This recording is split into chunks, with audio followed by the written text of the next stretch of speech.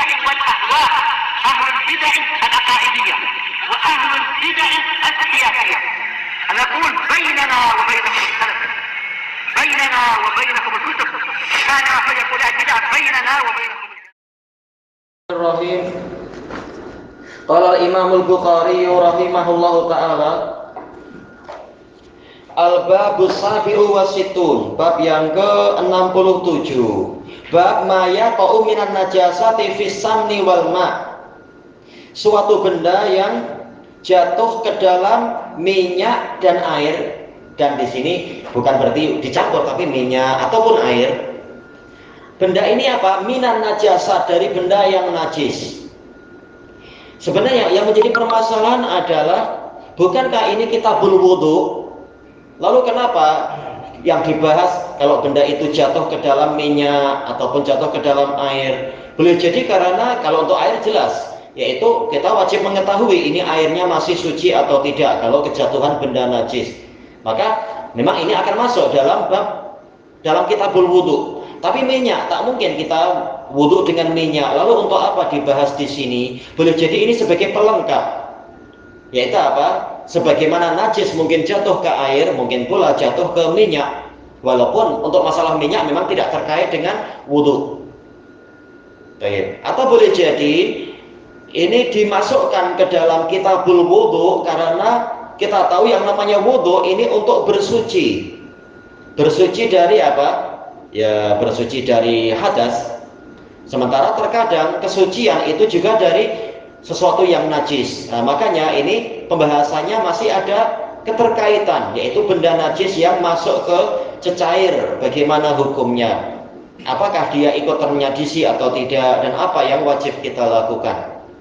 Ini memang perluasan pembahasannya, ini agak meluas, bukan sekedar masalah tata cara berwudu memang, tapi terkait dengan najis-najis yang boleh jadi akan mempengaruhi wudu, mempengaruhi kesucian kita. Wa qala Zuhri, la ba'sa bil ma'i ma lam yughayyirhu ta'mun aw rihun aw laun.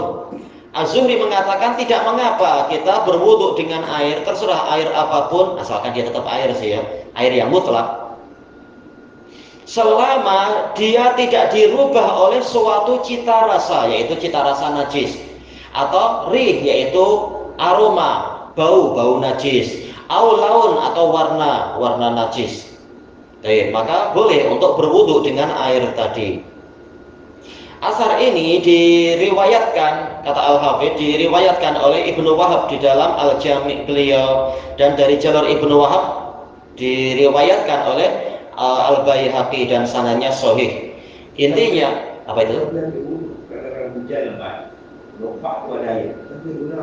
Guna boleh, nggak masalah. Karena hakikatnya sama dengan air sungai yang keruh. Jangan, yang penting jangan apa ditelan, karena takut apa tanah. Masalah wudu boleh, tak masalah. Iya. Karena dia tetap air.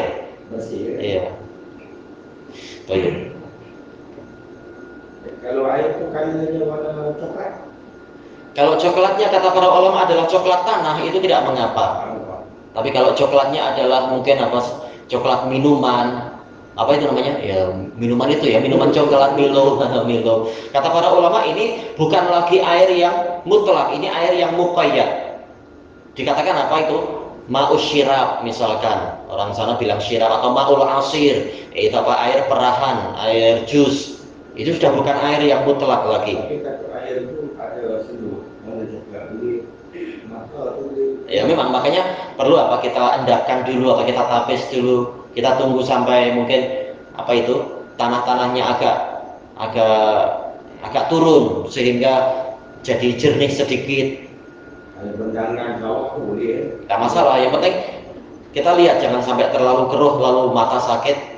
Tapi masalah sahnya sah, kalau masalah dari sisi sahnya sah, karena dia adalah benda suci dan bercampur dengan benda suci yang menyucikan juga. Air dengan tanah suci dan menyucikan, tak masalah. Tapi kalau kecap jangan, walaupun dua-duanya suci, namun kecap syaratnya ini tidak menyucikan, malah nanti semut-semut datang. Dan ucapan Az-Zuhri ini telah dinukilkan ijma oleh sejumlah ulama termasuk Syaukani. bahwasanya air asalkan dia tidak keluar dari kemutlakannya, dia tetap suci dan menyucikan. Bagaimana tidak keluar dari itu? Yaitu tidak berubah rasa, bau, warna dari apa? Disebabkan oleh benda najis. Dan dia memang masih air. Baik. Ini asar pertama. Asar kedua, waqala Hammad, kata Al-Hafidz ini Hammad bin Abi Sulaiman, sebagaimana yang diriwayatkan oleh Abdur Razzaq di dalam Musannaf beliau. Jadi bukan Hammad bin Zaid, bukan Hammad bin Salamah, bukan Hammad bin Mas'adah, tapi Hammad bin Abi Sulaiman. Beliau adalah salah satu dari guru Abu Hanifah. Ini Hammad. Dan asar ini sahih. La ba'sa birishil maitah, yaitu tidak mengapa kalau air itu dijatuhi oleh bulu bangkai, mungkin apa, bulu ayam, sementara ayamnya sudah mati. Ini tidak mengapa. Ya, kenapa? Karena dijelaskan oleh para ulama, walaupun ini khilaf, tapi ini yang betul pendapat jumhur. Rish ini dia tidak mengalami kehidupan, karena sekedar rish yaitu bulu, dia tidak ada pembuluh darah, makanya dia kering dan dia cenderung apa, tidak busuk. Biasanya kalau dialiri pembuluh darah ada cecair, maka dia cenderung busuk kalau tidak segera disamak. Sementara bulu ini karakternya memang dia kering. Dia tidak ada pembuluh darah, tidak ada cecair di dalamnya. Baik, makanya dia ini bagaikan rambut, tak masalah, sekedar apa? Ada rambut jatuh ke air, ini tidak mengapa. Dia tidak merubah rasa, tidak merubah bau, tidak merubah warna. Ini tentunya kalau hanya satu bulu. Kalau bulu banyak dan boleh jadi masih menempel pada bulu itu, mungkin apa? Darah bangkai atau daging bangkai, mungkin akan berpengaruh kalau banyak. Tapi kalau sekedar bulu satu aja, tentunya ini tidak masalah. Dan ini adalah pendapat yang benar, karena memang tidak merubah rasa atau bau atau warna dari air tadi. Demikian pula minyak, ya, kejatuhan itu, ini tidak mengapa. Kemudian waqala Zuhri, ini asar kedua. Ini diriwayatkan oleh Abdur Razzaq juga. Boleh jadi Abdur Razzaq, tapi apa? Ana lupa. Al-Hafidz sama sekali tidak menyebutkan jejaknya ini di mana. Wallahu a'lam. Ana belum sempat memeriksa yang asar yang ketiga ini ya. Bukan ini biasa Bukhari menyebutkan asar-asar para salaf sebelum masuk ke hadisnya. Di beberapa tempat seperti itu. Fi idhamil mauta, tentang tulang belulang hewan yang sudah mati.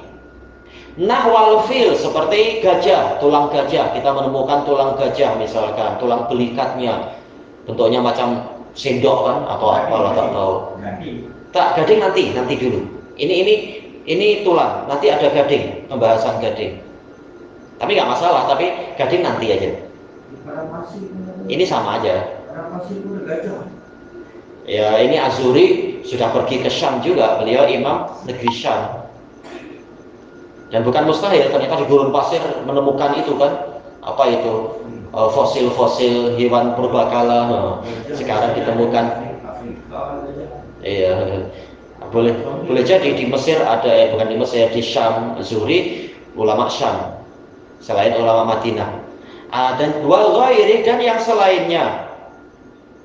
Adraktu nasan min salafil ummah, saya mendapati sejumlah orang dari pendahulu umat, min salafil ulama terdahulu, yang tasyitu nabiha, mereka menyikat rambut dengan apa? Tulang hewan, tulang gajah mungkin. Ini tentunya apa?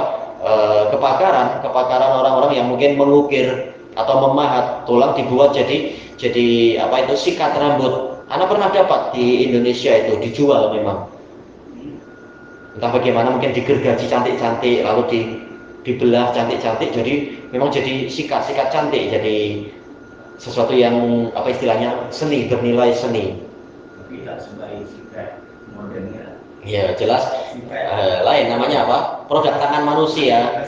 Tetap produk dari kilang mungkin apa, lebih cantik, lebih rapi, kemas. Iya, dari plastik kalau zaman sekarang. Iya.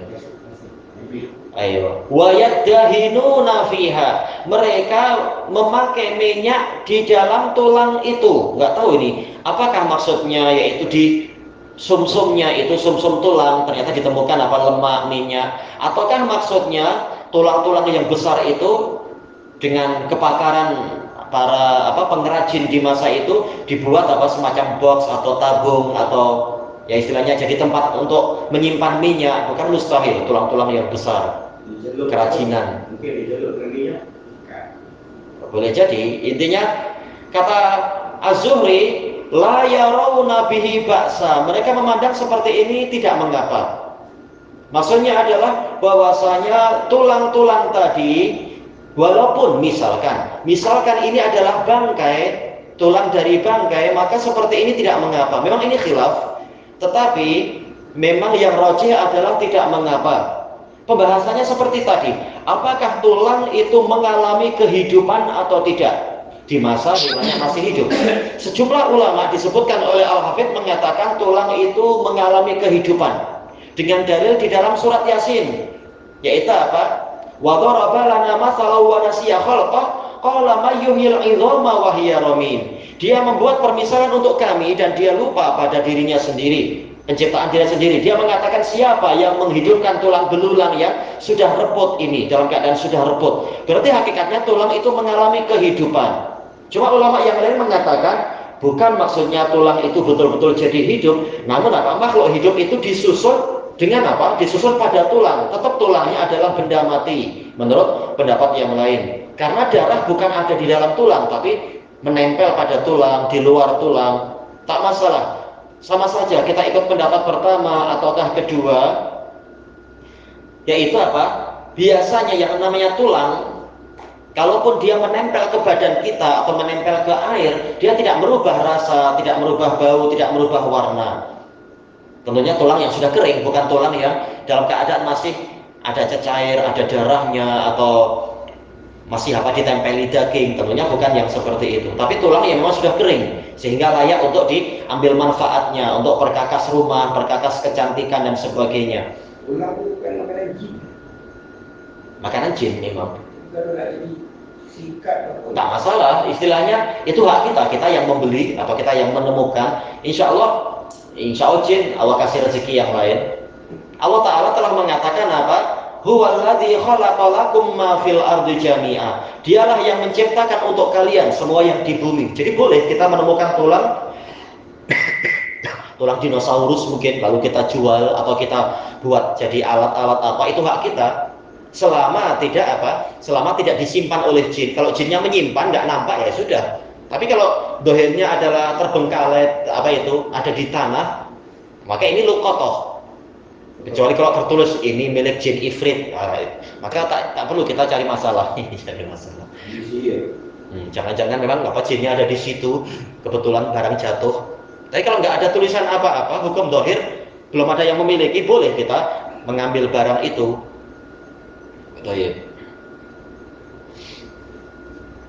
Ini asar yang ketiga. Kemudian mana yang berikutnya? Wa qala Ibnu Sirin wa Ibrahim. Ini diriwayatkan oleh Abdul Razzaq di dalam Musannaf. Hanya saja kebanyakan riwayat tidak mengatakan lafaz Ibrahim, cuma Ibnu Sirin aja. Wala ba'sa bi tijaratil aj. Tidak mengapa memperniagakan gading gajah. Tentunya ini dari sisi hukum masalah najis atau tidak najis, enggak masalah, yaitu ini tidak najis. Adapun kalau pemerintah melarang karena ini dikhawatirkan nanti gajah punah, dibunuhi orang, maka yang seperti ini tentunya ini masuk pembahasan lain. Sebagaimana boleh tidak kita memperniagakan ikan jerung? Boleh aja. Tetapi kalau pemerintah mengatakan jerung jenis ini jangan lagi diburu karena sudah semakin sedikit, ini kita hormati niat pemerintah untuk melestarikan hewan-hewan langka, ini di luar pembahasan itu. Tapi hukum asalnya adalah sesuatu yang najis memang tidak boleh diperjualbelikan sehingga dia disucikan. Nah sekarang Imam Al-Bukhari mendatangkan asar ini menunjukkan bahwasanya yaitu gading ini adalah suci. Ini alal khilaf mana Sebagian ulama mengatakan keumuman tulang juga dipanggil sebagai Hukumnya adalah tidak masalah. Boleh memperjualbelikan. Berarti memang dia adalah sesuatu yang suci, dia tidak najis. Baik, kita membahas hadis ini enggak ya? Insya Allah besok aja ya. kita bahas hadis yang bersanad ini. Ilahuna wallahu a'lam. Subhanakallahumma wa bihamdika la ilaha illa anta astaghfiruka wa atubu ilaik. Walhamdulillahirabbil alamin. Jazakumullahu khairan. Binatang dinosaur memang harus duduk di muka bumi dinosaur. Jelas insya Allah ada aja. Buktinya apa? Ada tulang-tulangnya itu dinosaur. Dan sebagaimana para nabi dahulu badannya besar, bukan mustahil hewan-hewannya sesuai juga, hewan-hewannya besar juga. Sebagaimana pohon-pohon di masa lampau juga besar. Kemudian mengecil, berkahnya mengecil. Nah, nanti menjelang hari kiamat setelah Ya'juj dan Ma'juj dibunuh, kemudian apa? Allah memerintahkan agar bumi mengembalikan berkah. Memang pohon-pohonnya jadi besar. Maka bukan mustahil hewan yang memakan juga jadi besar juga, bukan mustahil. Seandainya waktunya cukup. Kalau nabi-nabi mereka tidak pernah berjumpa dinosaur. Enggak ketahuan. Karena cerita tentang Nabi Adam cuma sedikit. Cerita beliau di bumi sedikit sekali. Cerita Nabi Nuh misalkan kita tak tahu. Tapi kalau kita lihat misalkan dalam hadis tentang apa itu? Hadis tentang Ghulam, anak kecil yang belajar kepada pendeta dan juga belajar kepada tukang sihir. Disebutkan dalam hadis itu apa? Ada ternyata penduduk masyarakat tertahan karena di jalan itu ada hewan yang sangat besar. Bukan mustahil, itu sisa-sisa makhluk purbakala sampai memenuhi jalan. Tapi itu kisah itu zaman Nabi kan. Alal khilaf, ada yang mengatakan ini adalah setelah Nabi siapa? Setelah Nabi Isa. Dan itu yang rojih insya Allah menurut pendapat jumhur. Karena ini terkait dengan surat Al-Buruj. Mereka adalah orang-orang yang beriman kepada Nabi Isa. Iya. Jadi bukan mustahil di masa Nabi Isa itu masih ada sisa-sisa hewan purbakala yang keluar dari hutan mana tak tahu. Allahu a'lam. Seperti sekarang kan ada berita-berita mungkin di surat kabar ternyata di Amazon masih ada apalah ular besar kan. Iya. Boleh jadi di tengah laut yang sangat dalam juga ada makhluk-makhluk gergasi, bukan mustahil. Kekuasaan Allah sangat luas memang. Wallahu a'lam. Walhamdulillahirabbil alamin.